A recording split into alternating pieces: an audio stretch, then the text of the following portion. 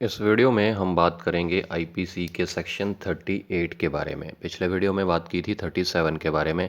अगर वो वीडियो आपने नहीं देखी तो आप वीडियो सेक्शन में जाके देख सकते हैं। आईपीसी का सेक्शन 38 क्या कहता है, इसकी सबसे पहले डेफिनेशन चेक करते हैं। उसके बाद एक एक पॉइंट, एक एक वर्ड आपको सिंपल शब्दों में बिल्कुल क्लियर कर दूंगा मैं। इसकी डेफिनेशन है where several persons are engaged or concerned in the commission of a criminal act, they may be guilty of different offenses by means of that act। देखिए काफ़ी इंटरेस्टिंग सेक्शन है ये, और आईपीसी के सेक्शन 34 से काफ़ी मिलता जुलता भी है। इसमें क्या कह रहा है, ये डेफिनेशन क्या कहती है आईपीसी की, कि अगर सेवरल पर्सन्स मतलब एक से ज़्यादा कोई व्यक्ति हैं, 2 हैं, 4 हैं, 10 हैं, कितने भी हो सकते हैं, अगर वो एंगेज्ड हैं, कंसर्न हैं, अगर वो कोई ना कोई क्रिमिनल एक्टिविटी करते हैं, कोई क्रिमिनल एक्ट करते हैं, तो उनकी इंटेंशन पे डिपेंड करेगा कि उन्होंने कौन सा अपराध किया है, और उसके हिसाब से उनको सज़ा मिलेगी। जो वो दोषी होंगे ना, हालांकि एक्ट उन्होंने एक ही किया है, वो क्रिमिनल एक्ट करते हैं, मिल के करते हैं। मान के चलिए 2 लोग हैं, वो कोई ना कोई क्रिमिनल एक्ट करते हैं, एक्ट वो उन्होंने दोनों ने मिलकर किया है, सेम एक्ट किया है, डिफरेंट एक्ट नहीं किया, लेकिन उसकी जो सज़ा है, उसको उनका जो अपराध है वो अलग अलग भी हो सकता है उनकी इंटेंशन के हिसाब से। और आईपीसी का सेक्शन 34 भी यही कहता है, इंटेंशन की बात करता है। पूरी आईपीसी इंटेंशन की बात करती है, इरादे की, कि किस व्यक्ति ने जब कोई एक्टिविटी की उसका इरादा क्या था। अब इसको मैं एग्जांपल से आपको समझाता हूँ तो बिल्कुल क्लियर हो जाएगा। अब मान के चलिए ए नाम का कोई व्यक्ति है, उसको किसी ने प्रोवोक कर दिया, जेड नाम के व्यक्ति ने प्रोवोक कर दिया। प्रोवोक का मतलब होता है कि किसी को उकसाना, कुछ करने के लिए उकसाना। तो ए नाम के व्यक्ति को जेड नाम के व्यक्ति ने बहुत ज़्यादा उकसा दिया, कुछ ऐसा कह दिया कि जिससे ए अचानक उत्तेजित हो गया, गुस्से में आ गया, और वो जेड को मारने लगा, पिटाई करने लगा, उसकी बहुत ज़्यादा पिटाई करने लगा। हालांकि ए का कोई इरादा नहीं था उसको पीटने का या उसको जान से मारने का, लेकिन कुछ ऐसा हुआ, उनके वो साथ में बैठे थे, कि जेड ने उसको उत्तेजित कर दिया, प्रोवोक कर दिया, कि वो जेड पर जो है उसने हमला कर दिया अचानक से। तो जब अचानक से कोई हमला करता है जिसकी पहले से कोई इंटेंशन नहीं होती किसी को मारने की, और अगर वो किसी को जान से मार दे, तो इसमें फिर 302 आईपीसी नहीं लगती, इसको मर्डर नहीं माना जाता, क्योंकि उसका पहले से कोई इरादा नहीं था उस व्यक्ति को मारने का। इसको कहते हैं कल्पेबल होमिसाइड, गैर इरादतन हत्या, नॉट अमाउंटिंग टू मर्डर। तो यहाँ पर 302 आईपीसी नहीं लगती है, यहाँ पर लगती है 304 आईपीसी। जब हम आगे वाले सेक्शंस पढ़ेंगे तो आपको और ज़्यादा क्लियर होगा। जब सेक्शन 299 पढ़ेंगे, 300 पढ़ेंगे, 302 और 304 पढ़ेंगे तो ज़्यादा क्लियर होगा।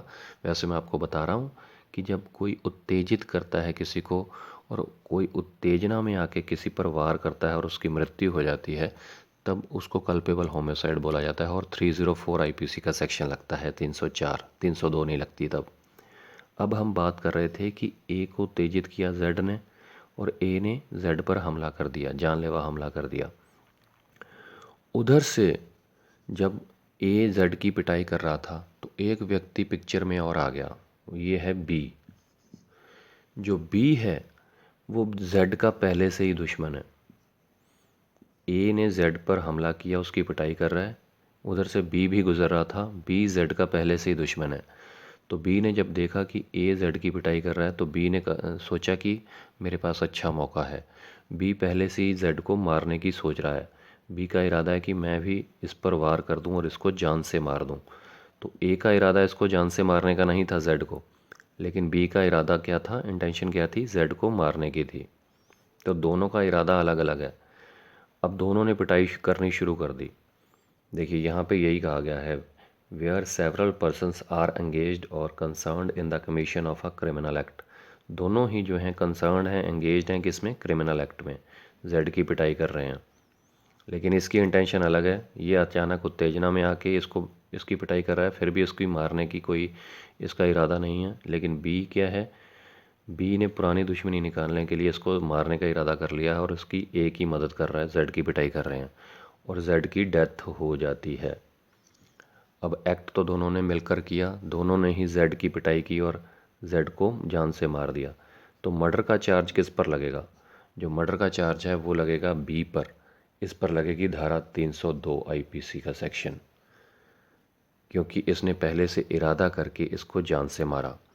और जो ए है उस पर लगेगा 304 आईपीसी का सेक्शन, क्योंकि उसका कोई इरादा नहीं था, कोई इंटेंशन नहीं थी, एक्ट उसने क्रिमिनल किया, उस पर 304 लगेगी। Culpable homicide not amounting to murder, मतलब उसका पहले से कोई इंटेंशन नहीं था, अचानक उत्तेजना में गुस्से में आकर उसको प्रोवोक किया गया, उत्तेजित किया गया, गुस्से में आकर उसने जेड की पिटाई कर दी और उसकी मृत्यु हो गई। दोनों ने एक ही एक्ट किया, लेकिन इसकी इंटेंशन मारने की थी तो इस पर 302 आईपीसी का सेक्शन लगेगा। इसकी इंटेंशन उसको जान से मारने की नहीं थी, पहले से कोई इरादा नहीं था, तो इस पर 304 आईपीसी का सेक्शन लगेगा। यही कहता है आईपीसी का सेक्शन 38 कि जब एक से ज़्यादा व्यक्ति किसी क्रिमिनल एक्टिविटी में शामिल होते हैं तो उनको जो दोषी जो है अलग अलग अपराध के लिए भी माना जा सकता है। वो डिपेंड करेगा मीन्स पर, उनकी इंटेंशन पर कि उन्होंने किस इंटेंशन के साथ वो क्रिमिनल एक्टिविटी की है। तो जिसने वो एक्टिविटी जिस इंटेंशन के साथ की है, जिस इरादे के साथ की है, उनको उसी हिसाब से गिल्टी माना जाएगा, दोषी माना जाएगा और उस हिसाब से उन पर चार्ज लगेगा और पनिशमेंट मिलेगी। तो ये थी धारा 38 आईपीसी का सेक्शन 38। उम्मीद करता हूँ क्लियर हो गया होगा। कोई कन्फ्यूजन रह गई हो तो प्लीज़ कमेंट कीजिएगा।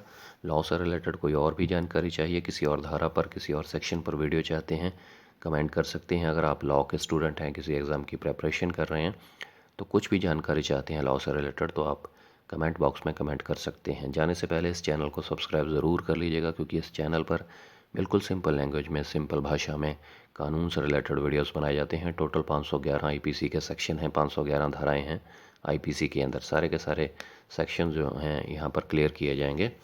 तो चैनल सब्सक्राइब कीजिएगा और कमेंट करके बताइएगा ये वीडियो आपको कैसी लगी, क्या इम्प्रूवमेंट चाहते हैं आप इस चैनल पर, वो भी आप बता सकते हैं।